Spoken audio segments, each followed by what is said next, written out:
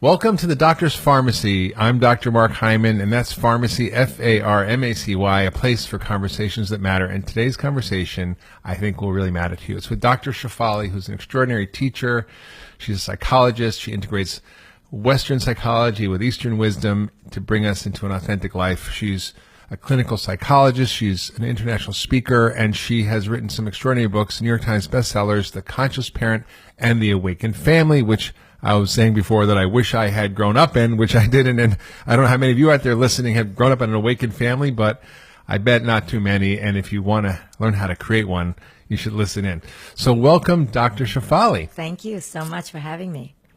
So, as a parent, you often don't know the consequences of your behavior for things that might seem insignificant to you, but might have a huge impact on your kids. And a few years ago, I had an opportunity to sit with my kids, with a friend of mine who's a life coach, Lauren Zander, and to sort of go through their stories, my story, to sort of understand each other differently, and to sort of share what were the things that needed healing or resolving. And one of the things that came up was that I said to once to my daughter, I got remarried, and she wasn't happy about it. And I said, well, this is my life, and I get to choose. Now, I thought that was the right thing to say at the time, but it turns out that it made her feel like what she felt didn't matter, and that she was on her own. And I didn't have that intention, but this was unintended consequences. And so it's sort of a minefield or I said to my son once, why can't you sort of study like your sister? And it made him have this whole complex thing. Yes. And I'm like, it wasn't intended to sort of destroy him, but it really had a negative impact. Of course. I didn't really mean to hurt them, but it stayed with them. And how as a parent can we talk to our children so we don't damage them? I often say to people, how do you be a good parent? Well, your kids come into the world as these beautiful beings who are basically undamaged, and your job is to stay out of the way and not screw them up. Right. So how do you do that? Well, first you let go of the fantasy that you're not going to damage your kid. Okay, good. And I don't even want to use the word damage. You're just going to put all your stuff. This is just the way of the human experience. So when I write a book called The Awakened Family, people may be fooled to think that it's this perfect family. That's not what this book is about. And it takes deep reading and deep understanding to realize what this book is about. It's really about growing together, evolving together, and becoming authentic together. So that process is murky, messy, chaotic. It causes damage. It causes heartbreak. That is the human experience. But to understand that you're doing it in the moment and apply as much consciousness as possible. So what you did with your children is you allowed for that space for consciousness to now rise in the midst of all the past unconsciousness. That's all we can do. We can keep allowing for consciousness to rise in the midst and awareness that we just effed it all up. But how do you do that? It's easy to say, let consciousness come up, but most of us walk around pretty unconscious. Right. So most of us are not on a path of spiritual awakening. Most of us have been deluded to believe that the material world of form is it. We go to work, we make money, we drive a car, we see a few friends, we eat, we sleep, rotate. And rinse and repeat. Right. And there are many of us who have broken out of that paradigm and that cycle to ask deeper questions. Who am I? Why am I here? What is my purpose? And those spiritual seekers begin to realize that there's this world of form, yes, but we don't need to be limited by this world of form. And then we begin to penetrate all the things that culture has oppressed us with, all the ways we think we should be and all the myths we've followed and all these institutions we've been buried under. And we begin to break free and deconstruct and let go. So what you did with your children is you took a pause because you're on the spiritual path of healing. And you said, I have to create a space to reconnect and reevaluate and reemerge in oneness. And you came from compassion. You came from a desire of healing and abundance. So a spiritual warrior realizes that there's the world of form that we can get mired and deluded by. And then there's this other way of living, which is a sense of abundance, oneness, healing, emergence, constant seeking, connectivity. So as long as we have that desire and we see our children, for example, as usherers to that greater calling, then we'll always realign. We'll mess up. Just yesterday, my daughter told me how she believes I don't like her. Right? And you don't like me, and you're mean, and you're only one half of a mother, but you're not the other nice half. And I had to listen. But Yeah. I came from a space of abundance, healing, oneness, and And the how old is she, ego. a teenager? She's 15 and a half. Oh, there She's you just go. a total nightmare. So, I always tell my patients that don't worry, anytime between like 13 and 18, your kids are going through a period of temporary psychosis, yes, and don't pay the attention. aliens, and they'll come back, and then you'll suddenly say, "Where were you all this time?" But in that process, they'll massacre you, you know, Yeah, and yeah. that's okay. So again, if you're a spiritual warrior and you understand you're on this spiritual journey with your children to Mm-hmm. evolve, then you won't react, you won't get egoic, you won't get personal, you won't enter lack as much. Right, as much. Yeah. So yesterday when she told me how I was a mean mother and I'm not this and I'm not that, I'm not, Ay, I could ay. see the rise of my ego to say, but I am. But like you did with your children, because I've done work, I could allow the space to hear it, her experience, and connect to her, and then offer her something she needed versus what I thought she needed. And this is the constant dance of the spiritual experiment of this life.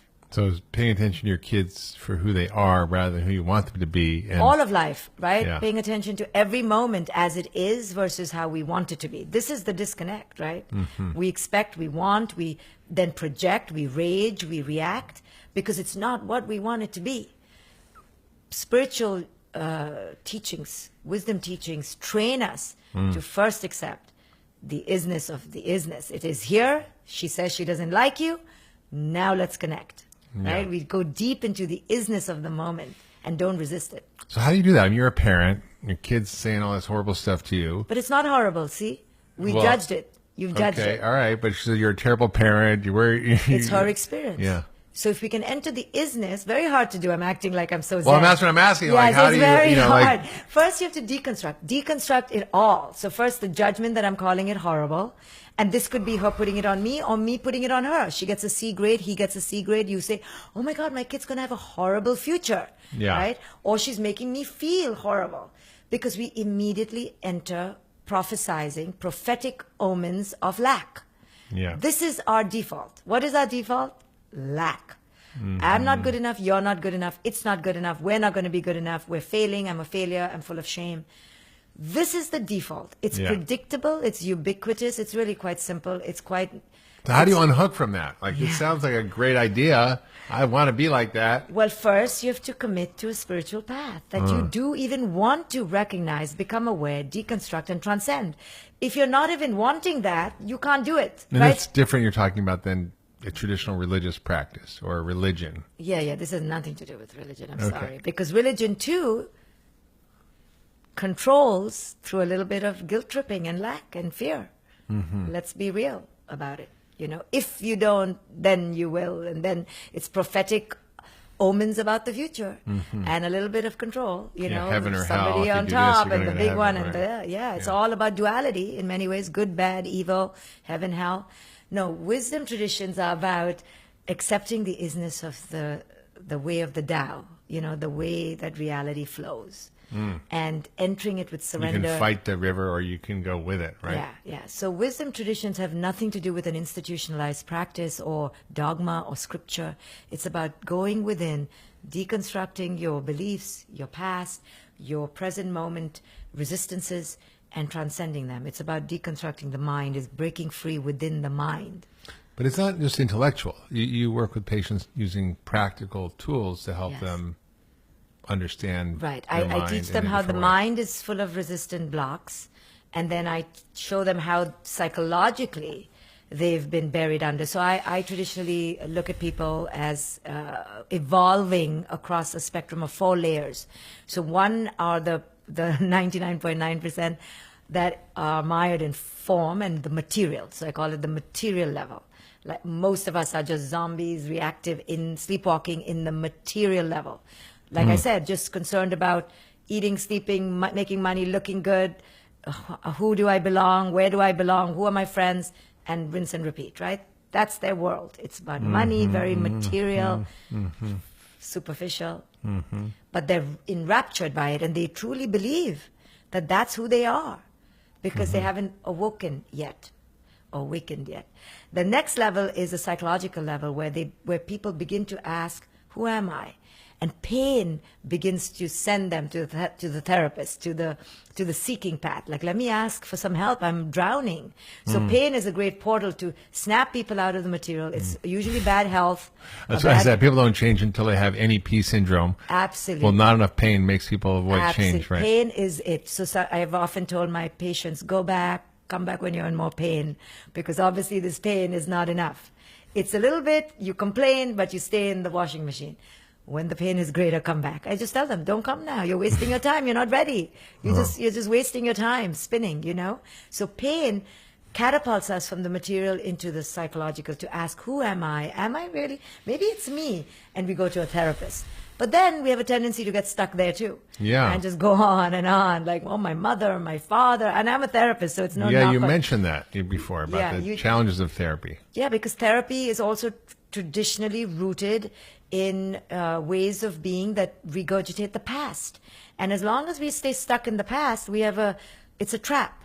We can keep blaming and being victimized by our victim status and our mother and our father and just, it's a whirlpool. And You can deeply understand the story and the why, but you don't change. but you don't change. And you espouse and you engender a victim mentality. You stay there. Yeah. You don't know then. So you're saying people shouldn't go to therapy? Well, I think it's the inevitable first step breakthrough after the material subjugation. You have to go to therapy. Then after you've done therapy and you realize, okay, deconstructed the past, I've stayed in the past, I've recognized where my traditional belief systems come from, where my fear was birthed. And now few go to the next realm, which is the spiritual, which is I want to master my mind.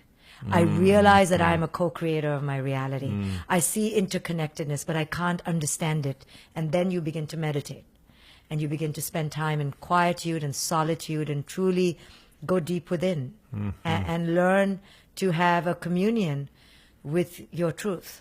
You begin that deeper contemplative process. And then the fourth layer is the transcendental layer. But you need help to do that, right? I mean, you can't just sit by yourself. No, you need help. You need help. Yeah, I had help. I had tremendous help. I went to spiritual teachers, wisdom books, read voraciously, and also helped myself.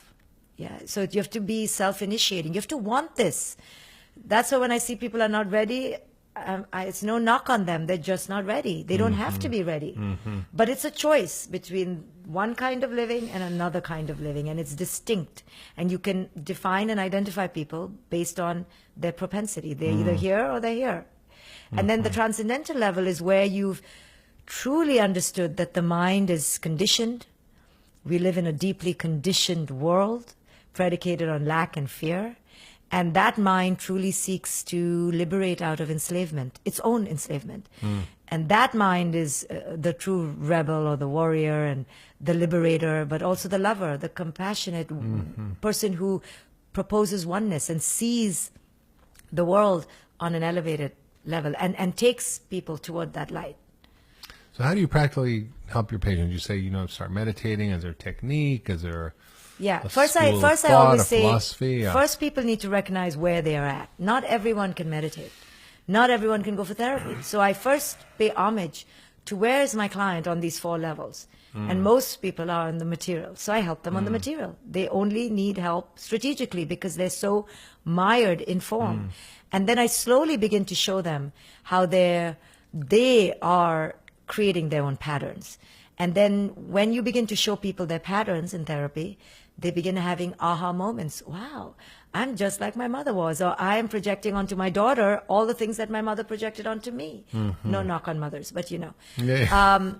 That was a way my friend who's a life coach used to really help me stop and think, which she said, you sound like your mother. And I'm like, oh, because my mother, tended to be on the negative side and tend to look at things and, not always the bright side of life, shall we say. And I developed that same habit. Sure. And it was like jarring when I would actually see it because it was told to me in a way that wasn't blaming or accusing or judgmental. It was just like kind of funny and joking. But I was like, oh, okay, I get it.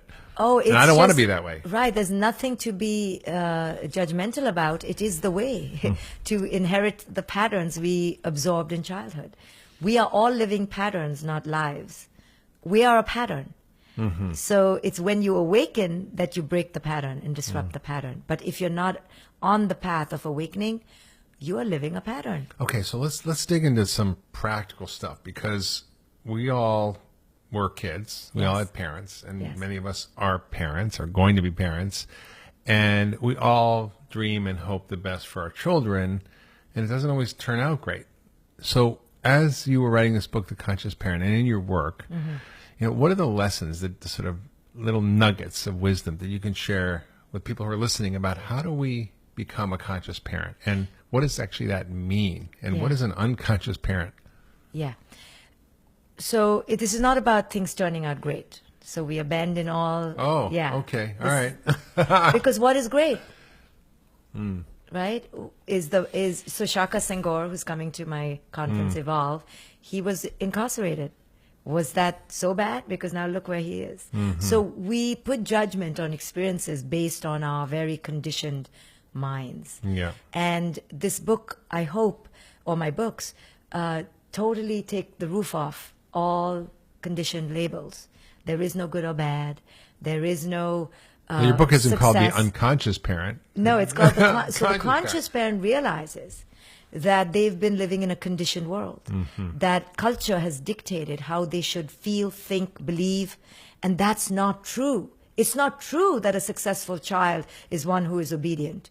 It's not true that a good child is compliant. It's not true that a child who gets A grades will be a success in the future. It's not true. Yeah. So many CEOs are dyslexic. Yes. And did terrible in school. But they think laterally. Right. We've cookie cuttered our existence to survive, but it's all based on fear.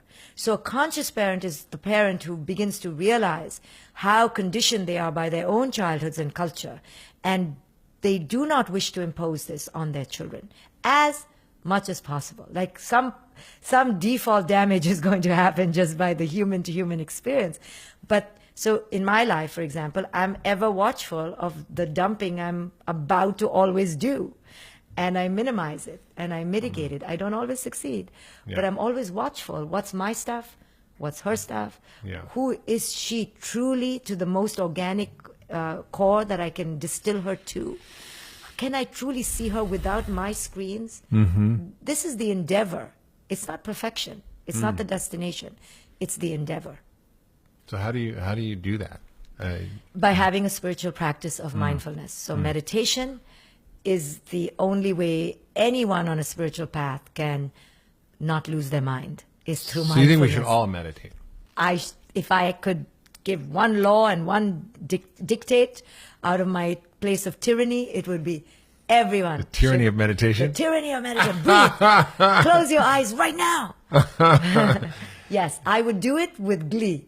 Yeah. Yes, because the practice of sitting with yourself, confronting your own mind, and realizing the wisdom that your thoughts are not you. They're just impulses constantly being stimulated by the noise around you and by your own generation of energy. But it's not the true you. The you begin to realize in meditation that there's a you that's beyond the thoughts. Yeah. And you're the witnesser of your thoughts. And as you go deeper and deeper into meditation, you realize there's even an awareness of the person who was just aware of the thoughts. And you go deeper and deeper to realize that. Who's the watcher watching the Yeah, watcher? well, Who's watching the watcher? Exactly. So then To you quote Dr. Seuss. Right. And then you disconnect and you detach from this egoic hold of I am my thoughts and I am my feelings. And then you can live in a space of greater spaciousness and awareness. Well, it's a training of the mind, really, right? Because It we is have exactly. these minds that are so Minding the undisciplined mind. and Exactly. Conditioned.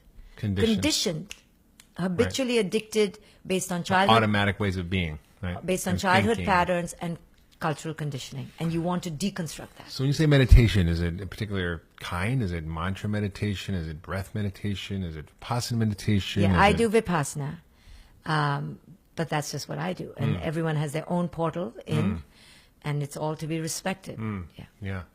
You know, the Buddha talks about true nature or bodhicitta, which is sort of clear mind.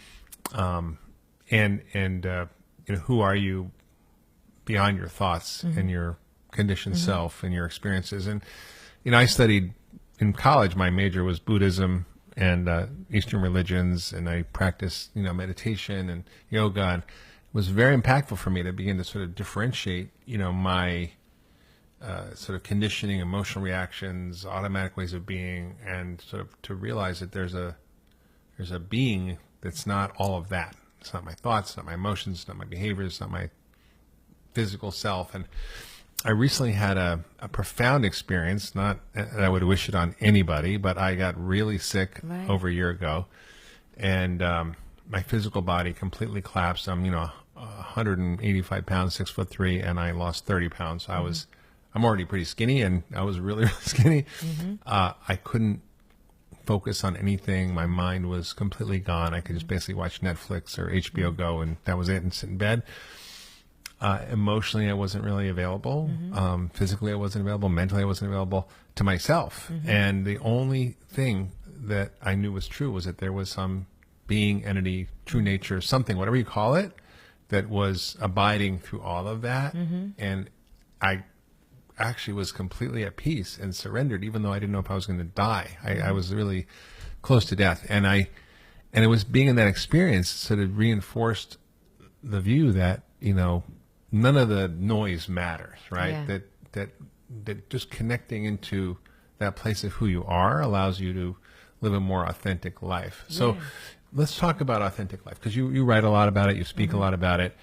I don't know if people know what that means. How do you live an authentic life? How do you be your authentic self? What does that mean? But for me, that experience, you know, even though I said when I was younger, had a lot of those experiences, it just sort of reinforced a shift in the way I want to show up in the world, how I want to relate to people, how I want to treat myself, the work I want to do, what matters, what doesn't matter. Like things that used to upset me don't upset me anymore. Right. And it's just like so easy to go through life You just now. clean the you know, all the cobwebs, and you could see clearly who you need to be, because you stop buying into the fear that you are who others think you need to be.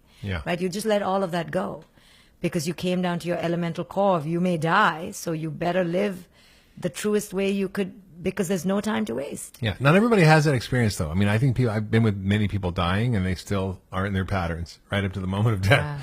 You know. Yeah, because many of us have grown up with so much pain that we created all these barriers against pain. But those barriers now obstruct our true self. So those people who, even death doesn't break the shell, it's because they were so defended all their life against pain that they just can't let go of their identities. You know, and this is what we do in life to ward off pain from others. We become who they want us to be. We rebel against it, just one or the other. But what we don't become is non-labeled or non-judged or just spacious awareness, which is what children really are, and they live in that space. They don't know whether they're boy or girl or African American or Caucasian or pretty, or they learn that through a conditioning, and they become that identity and that label. I'm married, I'm smart, I'm athletic, I'm a jock, I'm a theater kid, I'm a geek. God, there's so many labels. So as we keep putting on labels and holding on to them because we believe that's who we are in order to be in the world, we go further and further away from spacious awareness and moving with fluidity and flow, because we're always quagmired by the role of husband, the role of wife, the role of parent. That becomes its own crazy, tenacious identification. Many parents screw up not because they're really not smart or not wise. It's because they so want to be a good parent, right? But there's a whole trap there, because I want to be a good parent. It's all identification with a role versus just being present for who your kid is. Yeah, that's an important statement you just said, being present for who your kid is, because they may not be who you want them to be or who you dream for them to be.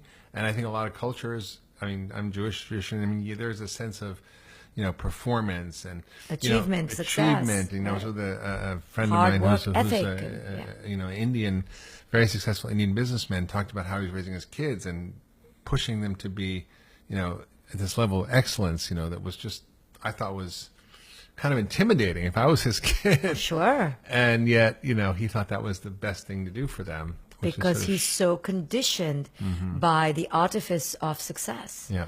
But we all have been seduced by this. And so then to not do that means we're failing as a parent. That's why I said you have to make a choice. You either go the conditioned way and get mired in it and get enraptured in it, or you realize that it's all creating a false self. It's really not who it is we are or need to be. Our children don't need to follow this. They need to follow their own inner calling. And a life lived even on the street, but to one's inner calling, to me, is a more worthwhile life than a false life lived in a gilded castle. Yeah. You know? No, it's so true. So how do you still meet the sort of innate thing that a parent wants the kids to do their best and be their best without sort of being authoritarian or Yes. sort of controlling? Right. or This is the a question I always helicopter get asked. parent, right. How can I make my kid be implicitly motivated? But, how can I make them be implicitly motivated, right? We're so insane, we parents, so we try to not push, but we're full of pushing energy. Yeah. We're full of controlling energy because we're deeply afraid. And this is where the conscious parent may differ because they've done the work to confront their fear. They've surrendered their expectations of their fantasies being met via their children.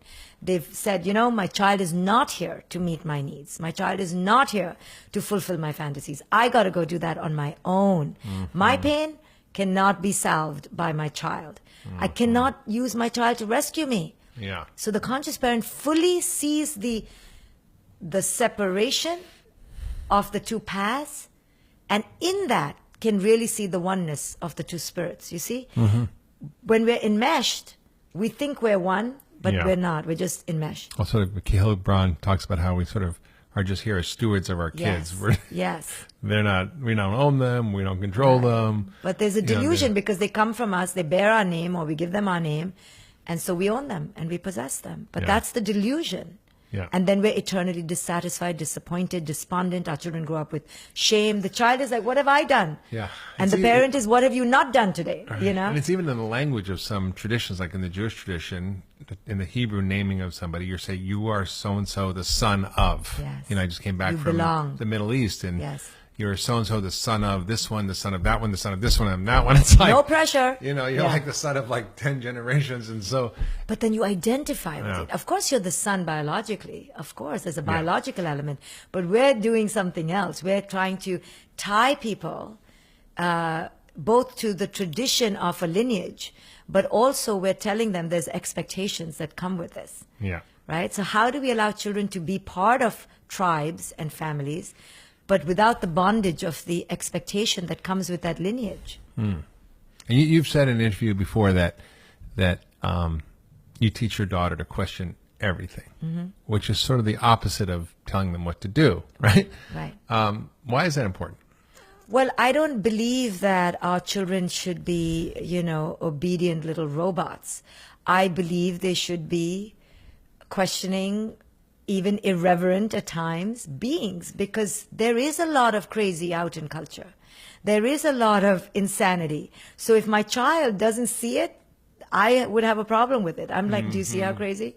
So in doing that, though, we do raise rebels, right? We do raise somebody who speaks out, and we'll call you crazy. So like my daughter said yesterday, Mom, you.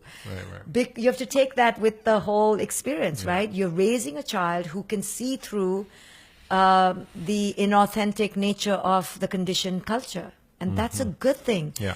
But the parent would be threatened if they haven't done that work themselves. Yeah. I remember my daughter when she was like 8, maybe. She said, Daddy, how come what you see on TV and like all the advertising, Right. actually when you see it in real life, isn't actually what it seems It like ever on is, TV. yes. And I'm like, wow, that is a very smart little girl. Right. And she is beginning to notice and question the discrepancies between what the culture was telling her and what the truth was. And it's a difficult process to awaken, because to recognize that what culture has been selling you is a big sale and a big lie, predicated again on fear and mass control. It's scary to realize, wow, I was raised my whole life believing that if I was successful and if I was wealthy, I would be happy. Yeah. And that was a lie. Yeah, that's true. That was a lie.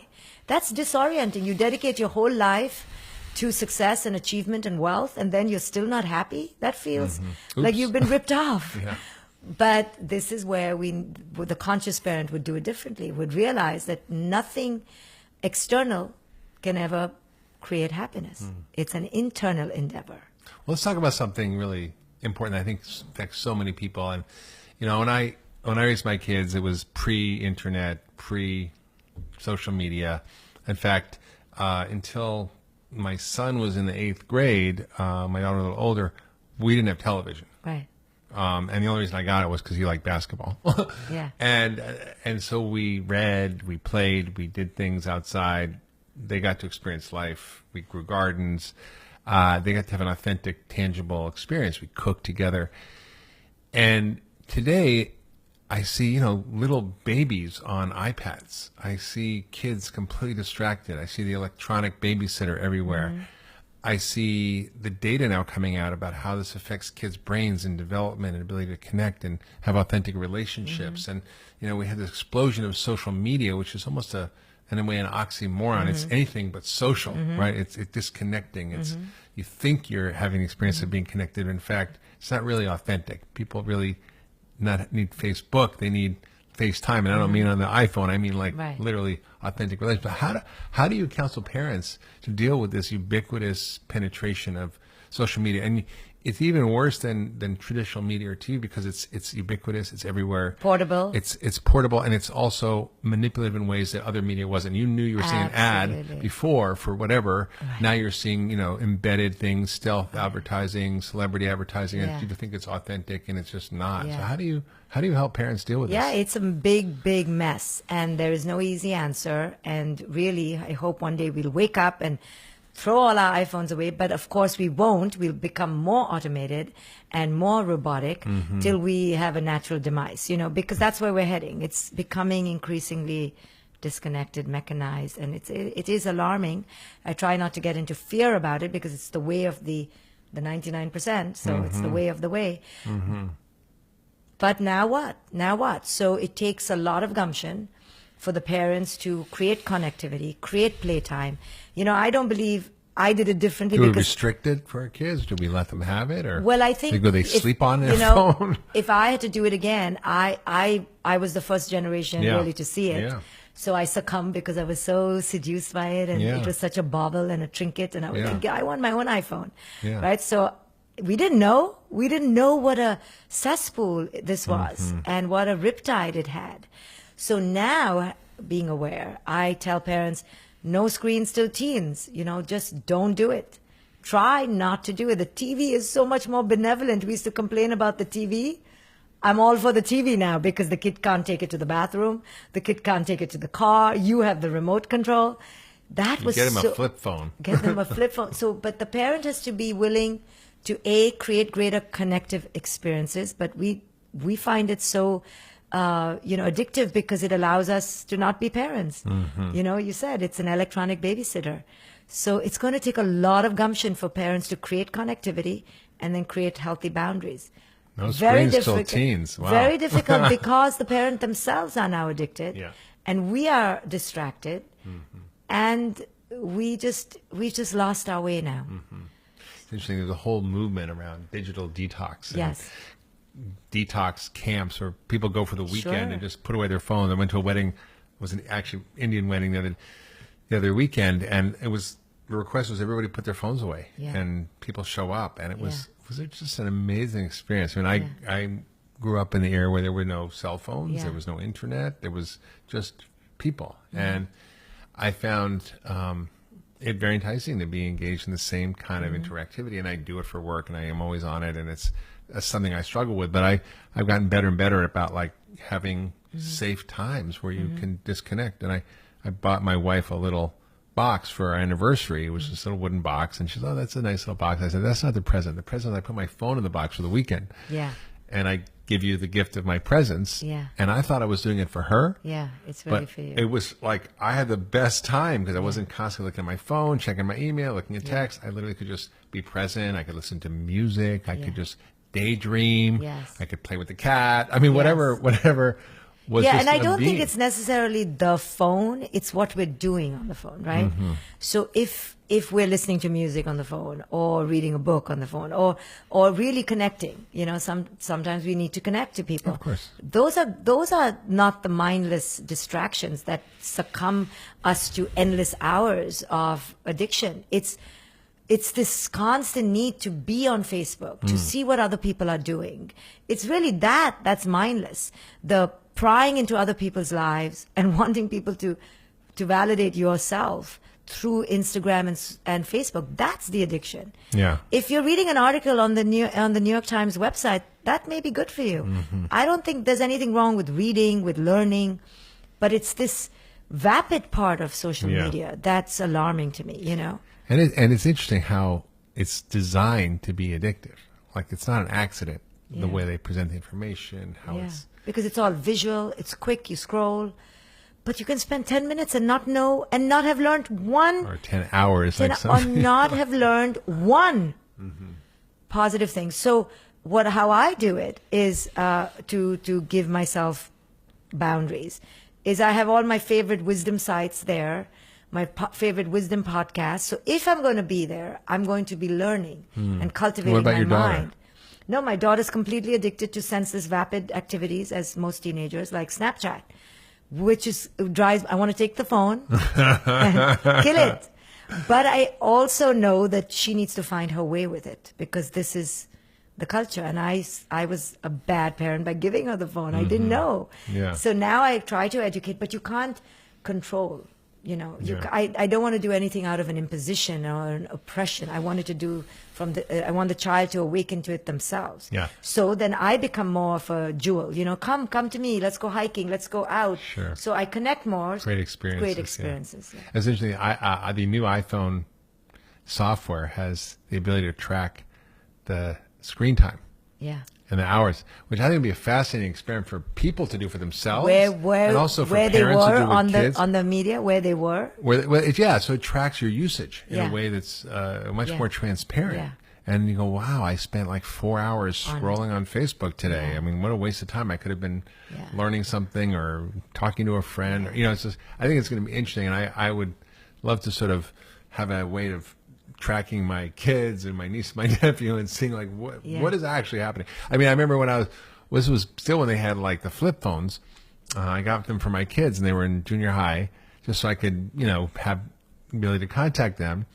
And I got the bill for my phone. And they're like 2,000 text Yeah. messages. Crazy.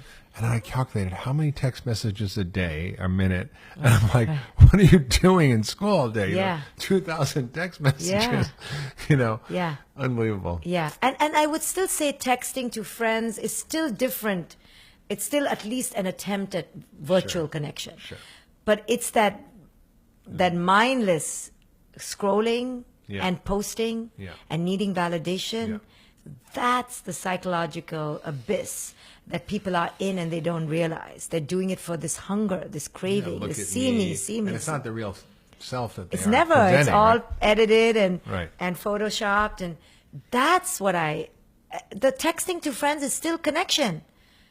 Connect. Yeah. It's 2,000 okay. times a month. I don't know. But that's still, it's an attempt at connection. It's the complete self-absorption and the other absorption that I'm talking about, where you're so invested in other people's lives and so measuring your own life in comparison. That is the pitfall, the psychological pitfall. Okay, let's talk about something else, which is death. Okay. Something people don't like to talk about, think about. Yeah. But you sort of talk about death as an opportunity to actually be more engaged in life and have a more authentic life. Can you talk about that? Well, we're really dying all the time, so I don't know why people are so so scared of the final form death. But we've already had form deaths. We've already died. Our infant self died. Our toddler self died. Our adolescent self died. Our romantic selves with many partners died. We're constantly evolving. So death is. It's not something to be afraid of. If you're going to be afraid, now stop, contemplate, and be afraid that you've already died so many times. So it's the final apparent physical death that we're afraid of. But that also is not the end of the end. It's a constant transformation. Where does that energy go? It's got to go somewhere. I don't know where, whether it's going to be incarnated or in a form of a biological being like Compost a flower, for something else, compost, right? bacteria, but it's going to transform. Sure. So we've already seen evidence of that in our own lives, right? We've already transformed. The death already transformed into a new spaciousness. So the fear, again, is because we don't understand the nature of ourselves and how life evolves. And so we have fear. So we live in fear, and then in that fear, we don't really live. So, if I'm just really curious about this book, The Awakened Family, because it's something that I definitely aspired to, failed at, Yeah. wished I came from. Yeah. And the subtitle is How to Raise Empowered, Resilient, Conscious Children, Yeah. which is what we all want. Yeah. So, can you sort of break it down for us? What are the practical steps? Because we've been talking, about big philosophically, ideas. yeah. But let's talk about some of the practical ways that Yeah. you can begin to create an awakened family with the notion that it will never be perfect. Yeah. Right? But that what are the things that we Yeah. can learn and that you've learned through working with families and so parents? I'll just outline a couple. So one is that an awakened self or an awakened family is endeavoring to be authentic. So we are always waiting for the child to unfold in their self-expression. So, for example, I didn't do any structured activities with my child till she was 6 because I was waiting for her to tell me how do I know whether she likes horse riding or parachute? You didn't get her jumping practicing the piano at 2 years old, no? Or learning Mandarin or parasailing. I didn't know, so I'm waiting because I wanted to be authentic to her. So that's very hard for parents, is to match it to who the child is showing and revealing themselves to be. Because we're in some hurry, and the age of 6 was already too late. She couldn't join any group activity. She ended up only doing tennis and horse riding because those were the solo activities, because she was so behind the curve, Mark. Yeah. Isn't that insane at 6? So first to show parents the insanity, and then to show them that it's about authenticity. This is not about a family that all does everything together and everyone believes the same things. It's about each one being authentic. So the parent has to be able to withstand that, right? Like a child wants to explore Hinduism, but the family's, Muslim or no religion. How is the parent going to truly live up to that value of authenticity? Very few parents can. They say they want to, but no one can. The second thing is to let go of ideations of good and bad, right? There is no good child. There is no bad child. Every child is endeavoring to be their most revealing self. And if they can't, it's because we haven't created the conditions. So the parent always turns the spotlight within. How is this moment showing up for me to evolve? What does this say about my childhood wounds?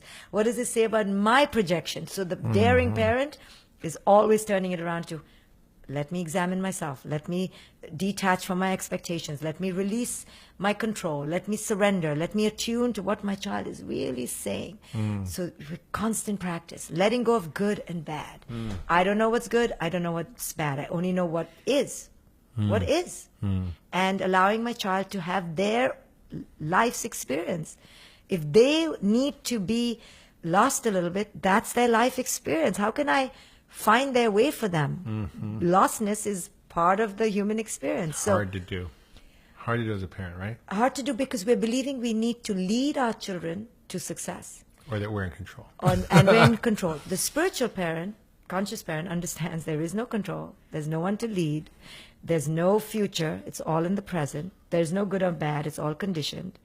It's only the self that needs to be raised. So how do you teach that in a family? I mean, you say in terms of family values, these are our family values. We believe we should be authentic. We should be honest. Well, if you're we should be lucky if you have transparent. a spouse who's on the same page, yeah? So that's very rare. So you just basically, that's why I say it's all about one Any one parent who wishes to awaken, that's the family. One parent, one child. Don't wait for your mother-in-law. Don't wait for your siblings. Don't get permission from your parents or your spouse or your partner. This is about you. You awaken and you free your child. So are there practices or conversations or ways of sort of making this practical for people? Because it sounds like it's a Yeah. hard thing to get people's hands around. Right, because I think I'm being so practical, but I understand what you're saying. This is what people always say, give me the tools, you didn't tell me. Because spiritual practice is not about cookie cutter tools and keys. You can't put it on a wall. It's a wisdom, it's a way of being, it's an enlightened mind. So yeah, it's a tougher path because there are no golden strategies. Yeah. Because if I gave you golden strategies, it's against the teaching. Right? Yeah. It's like you wake up your kid, then you smile 5 times and you give 10 compliments, No, right. right? You can't. No, that's it. I'm thinking more, like I studied Buddhism, and, it's interesting when you look at the way it is. It's not a religion. It's a Yes. way of looking at Yes. the way the mind works. Yes. It's I call it a phenomenology of the mind. It's a Yes. description of these automatic patterns and what causes suffering and how Yes. to undo them. Yes. And so I think, there are ways to teach that. I Yes. think there are ways to teach, Yes. to break things down for people. Yes. Say, well, your perception is this, but here's Yes. what the real story is. And I think Yes. So every parent who wishes to do that needs to go on this path. The child is not responsible to free so it's us. not changing the child, it's changing yourself, It's is what you're only talking changing yourself. Yeah. So you have to endeavor to go on this path. Like I said, extricate from the material, enter the psychological work and the terrain of deconstructing your childhood patterns, seeing that everything is a pattern, then going to the next step of learning meditation and learning wisdom. It's a path that you have to follow if you wish to embody this as your life's purpose. Right?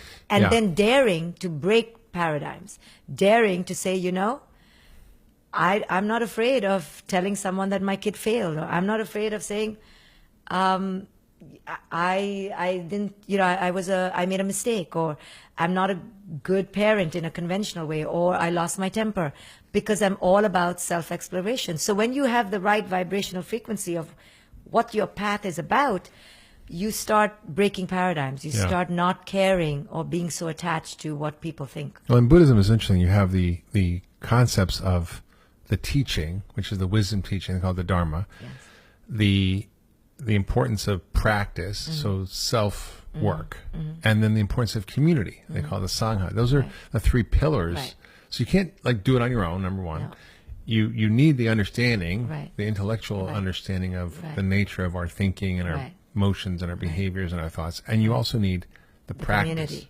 The So- practice, and the which practice. So it's the Buddha, the Dharma, the Sangha. These Right. 3 are the pillars of your practice and your path. So Yeah. you attract that, you go for it, you invite it into your life. Mm-hmm. So you train your mind, you do the practice of it, the mindfulness, the meditation, the application, and you have to be surrounded by people who support that, Yeah. and who also are like-minded and like-hearted. yeah. You can do it on your own, but it takes a real maverick to do it on their own. It's true. We talk about eating right. We talk about exercise. We talk about getting sleep.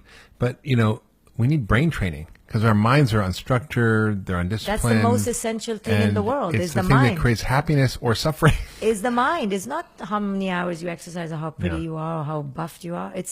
This is the birthplace of all suffering. Yeah. And why? It's not really the birthplace. It is conditioned. So once you decondition, you're back to the mind's original nature, which is freedom. Yeah. The conditioned mind is the suffering mind.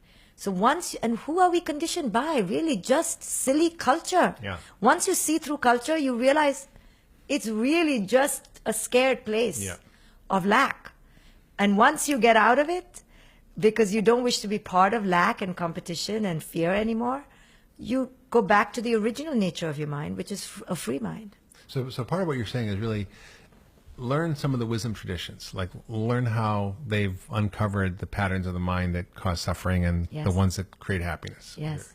And second, you're saying develop a practice. Develop an Develop a arduous Just like you're going to commitment. work out and do Yes, strength training, yes. how do you Yes. how do you do that? And I think personally, I've come into this 40 years ago, left it for a while, and have come back recently to a disciplined practice. I mean, I did yoga, I do breathing, I would do things, but it was very different when I started again to daily meditate, Yes. 20 minutes twice a day. I was just in Abu Dhabi at Cleveland Clinic, and the CEO there is this amazing guy who is extremely high performing, has incredible vision, is really focused. And I'm like, what's different about this guy? And, you know, by the end of our visit, he revealed to me that he's a regular meditator, that he does 30 minutes twice a day, that he follows a particular practice, and it's helped him understand his mind, be less reactive, be more authentic in his way of leading. I mean, it's really had this amazing impact. I mean, you see, it's not just kind of,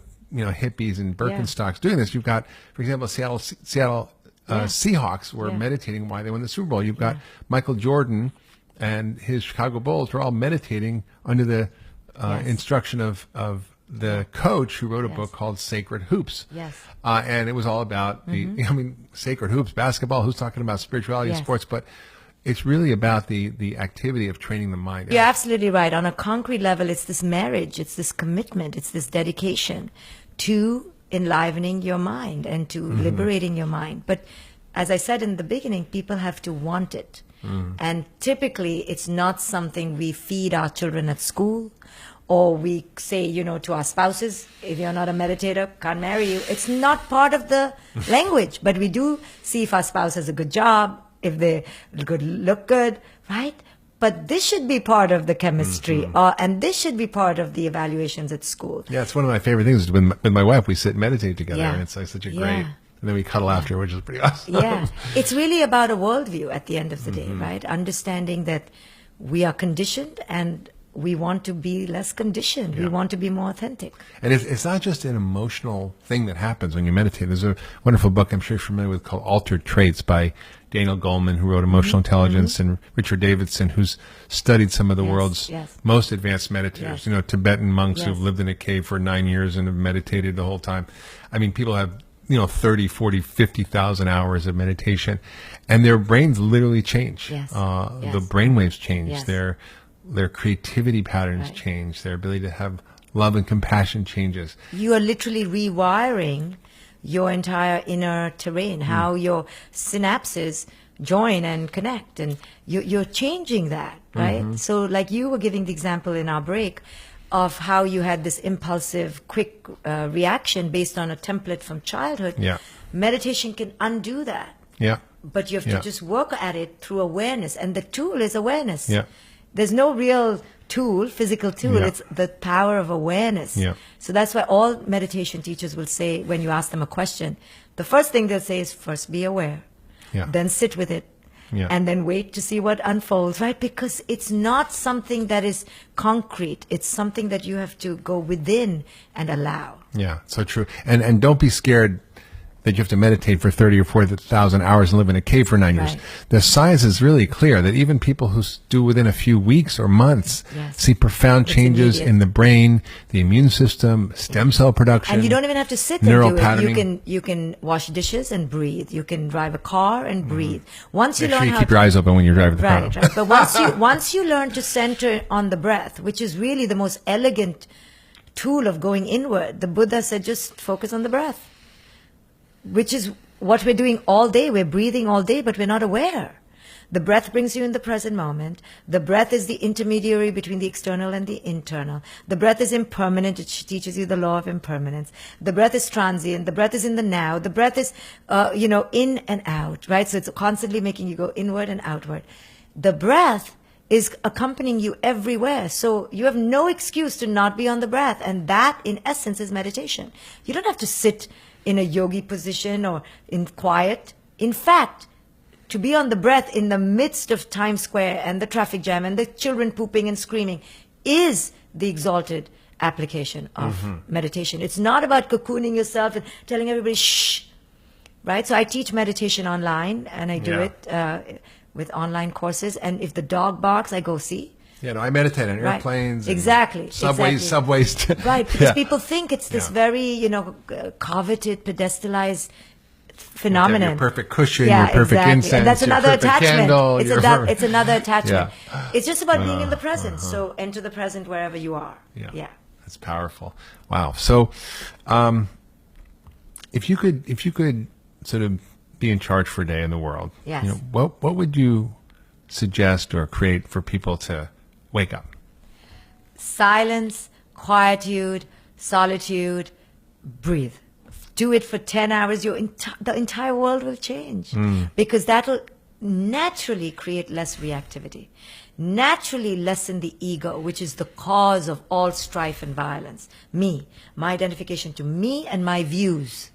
And the minute you begin to meditate and see that your thoughts are just thoughts which are conditioned, then all your ideas like I'm a Muslim, I'm a Catholic, I'm tall, I'm better, I'm white, I'm black, dissolves.